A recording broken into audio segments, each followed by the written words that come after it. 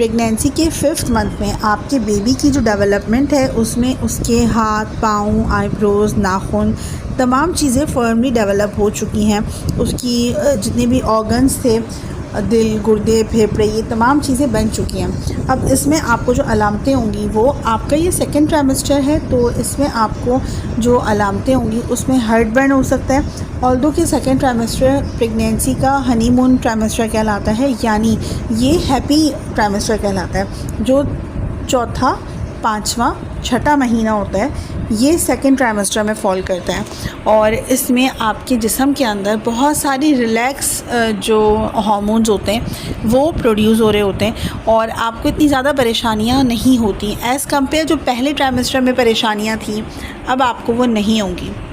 और आने वाला जो ट्राइमेस्टर है 3rd ट्राइमेस्टर, उसमें जो कॉम्प्लिकेशंस हो सकती हैं, तो उससे पहले आपकी बॉडी मुकम्मल तरीके से इस वक्त बहुत इजी फील कर रही होगी, प्रेगनेंसी को आप एंजॉय कर रही होंगी। इस वक्त आपके बालों में बहुत अच्छी शाइन आ गई होगी, आपको खुद फील होगा कि आपके बालों की ग्रोथ, हेयर ग्रोथ बहुत अच्छी हो गई है, आपके नेल्स तेज़ी से बढ़ रहे हैं, हेयर ग्रोथ अच्छी हो रही है, तेज़ी के साथ बाल बढ़ रहे हैं, शाइनिंग आ गई है, हेल्दी हो गए हैं। तो ये जो अलामतें हैं ये प्रेगनेंसी के 2nd ट्राइमेस्टर की हैं।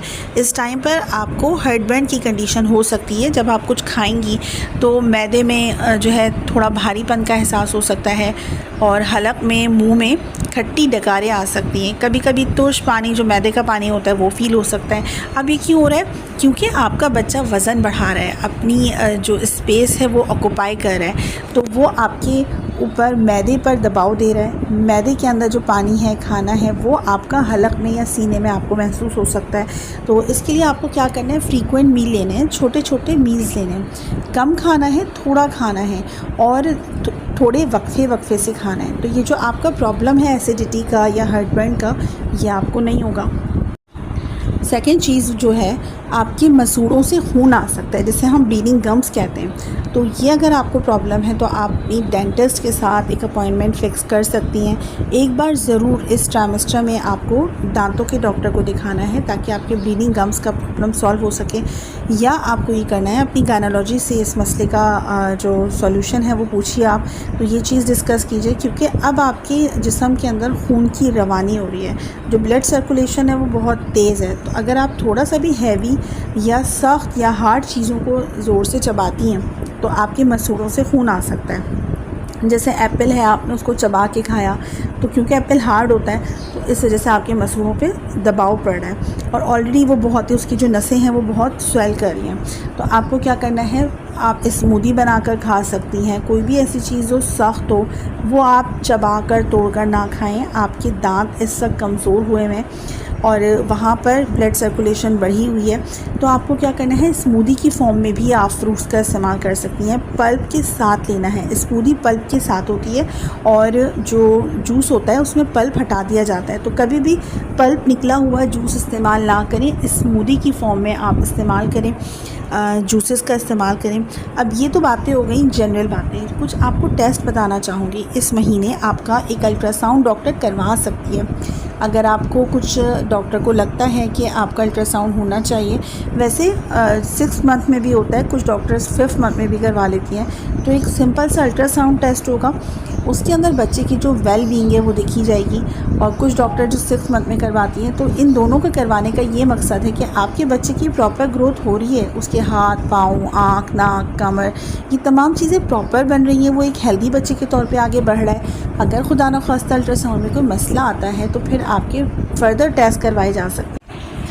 डाइट में तो आप हर तरह की ग़िज़ा ले सकती हैं, जो दिल चाह रहा है खाएं। इस टाइम पे किसी भी चीज़ का मना नहीं है, लेकिन कभी कभी क्या होता है कि इस महीने या इस ट्राइमेस्टर में कुछ माँओं को पता चलता है कि उन्हें गेस्टेशनल डायबिटीज़ है। अगर आपको चक्कर आते हैं, आँखों के आगे ब्लर विज़न दिखता है, या रोशनी की झमाके से होते हैं, खाना खाने के बाद भी आपको बहुत ज़्यादा वीकनेस होती है, तो कभी कभी ये गेस्टेशनल डायबिटीज़ की अलामत होते हैं। तो आप अपनी डॉक्टर से डिस्कस करें, वो आपको एक टेस्ट करवाएगी। उस टेस्ट का नाम मैं स्क्रीन पर लिख देती हूँ। ये टेस्ट होता है, तो ये टेस्ट बताता है कि हामला औरत को कहीं शुगर तो नहीं हो गई है। तो ये अलामतें जो मैंने आपको बताई, इस पर नज़र रखें। वेरिकॉज वेन का भी मसला कुछ ख़वातीन को होना शुरू हो जाता है, ऑल्दो कि ये इतना नहीं होता है, लेकिन बहुत ज़्यादा लंबे टाइम तक, 1-1 घंटे तक खड़े होने से गुरेज करें।